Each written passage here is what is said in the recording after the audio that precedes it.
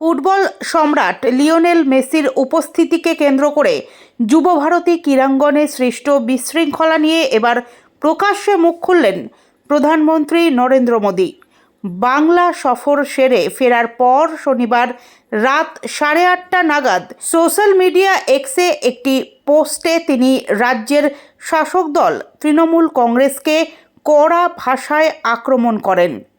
প্রধানমন্ত্রীর দাবি, যুবভারতীর সাম্প্রতিক ঘটনায় গোটা দেশের ফুটবল প্রেমীরা হতাশ ও ক্ষুব্ধ। তার কথায়, এই ঘটনার জেরে ফুটবল প্রেমী রাজ্য পশ্চিমবঙ্গকে লজ্জায় মুখ ঢাকতে হচ্ছে। পোস্টে তিনি আরও লেখেন, রাজ্যের সাধারণ মানুষকে প্রতিনিয়ত নানান অসুবিধা ও দুর্ভোগ সহ্য করতে হচ্ছে। প্রধানমন্ত্রীর এই মন্তব্য ঘিরে রাজ্য রাজনীতিতে নতুন করে বিতর্কের পারদ চড়েছে। যুবভারতীর ঘটনার দায় কার তা নিয়ে শুরু হয়েছে রাজনৈতিক চাপানুতোর।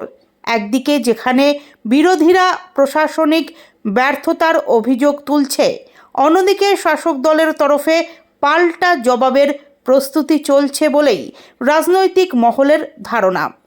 ফুটবল প্রেমীদের আবেগ ও প্রত্যাশাকে সামনে রেখে যুবভারতীর ঘটনার পর প্রশাসনিক দায়িত্ব ও ব্যবস্থাপনা নিয়ে প্রশ্ন উঠছে। এই পরিস্থিতিতে প্রধানমন্ত্রীর মন্তব্য রাজ্য রাজনীতিতে কতটা প্রভাব ফেলবে সেই দিকেই তাকিয়ে রাজনৈতিক বিশ্লেষকরা।